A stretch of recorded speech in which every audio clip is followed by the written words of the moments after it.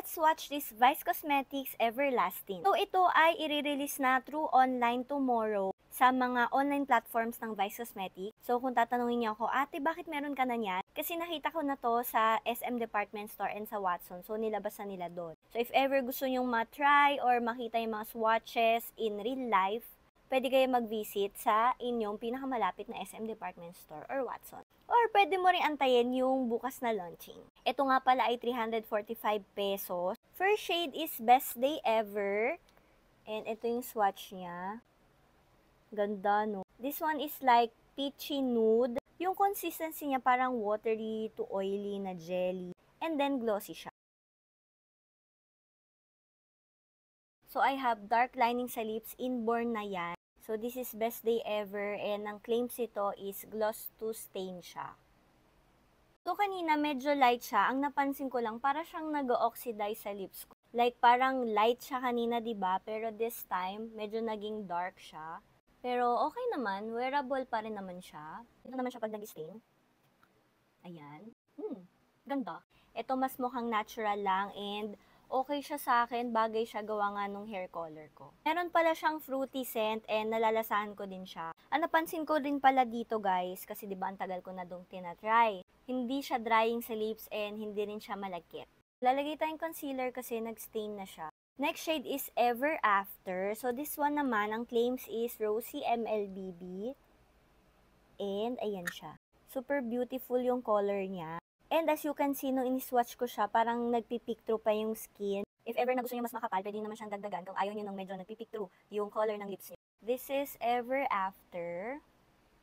Ang ganda nung pagka-glossy-glossy niya. And diba, kanina, hindi ko alam kung napapansin niyo or nabibigyan ba ng justice yung sinasabi ko dito sa camera natin kasi nag-oxidize talaga siya. Well, kung Rosy MLBB, medyo papasa na rin naman kasi parang di naman nagkakalayo yung kulay niya sa kulay ng lips ko. Ilang seconds ko pa lang siya nilagay sa lips ko, grabe na rin, nag-stain na talaga siya. Like, nung in-swatch ko nga siya sa Watsons, nagulat talaga ako nung tinanggal ko siya ng tissue kasi nagiiwan talaga ng stain. So, ayan siya.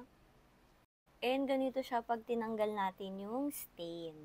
So, mapag-glossy or tanggalin niyo yung gloss niya, maganda pa rin siyang tignan. Malambot pa rin siya sa lips ko.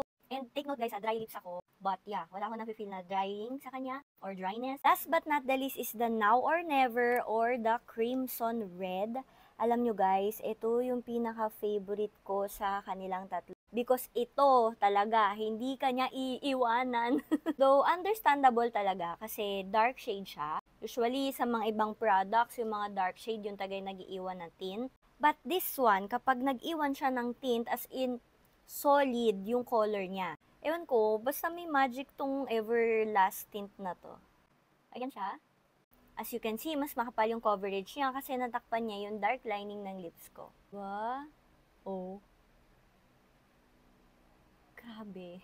Ayan siya kapag in-apply. Medyo ingat lang kayo kasi minsan nalalagay siya sa teeth ko. So, nag-i-stain siya doon. Ayun, hindi rin iiwanan yung teeth nyo.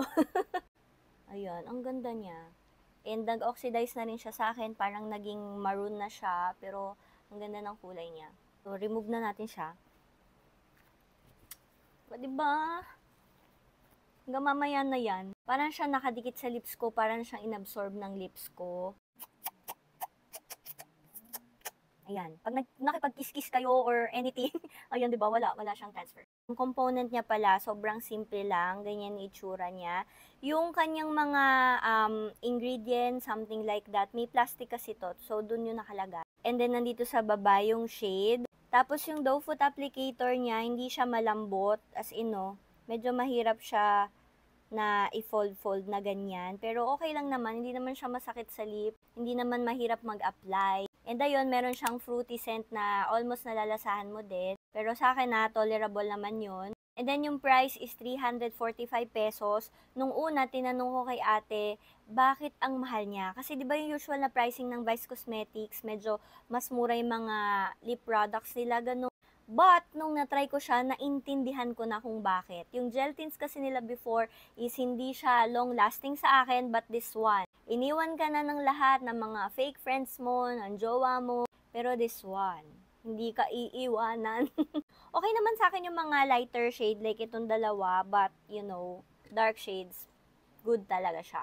Madami pa rin din tong shade, so pwede kayong mamili kung ano yung mas flattering sa skin nyo or sa lips nyo. So, tatanungin nyo kung pasado siya sa akin, yes, pasado siya sa akin. And magagamit ko to kapag nagmumukbang ako, or if ever, like yung work ko kasi Zumba, diba? So, inom akong tubig, malalagyan siya ng pawis, at least hindi ako magmumukhang super haggard kasi may kulay pa yung lips ko, ayan, medyo presentable pa rin akong tingnan kahit magpawis ako. So, ang bongga ni Vice Cosmetics, as in, nag-i-improve talaga yung mga products nila and naglalabas sila ng mga, alam niyo yun, mga kailangan natin mga makeup and everything. And look at the stain, guys.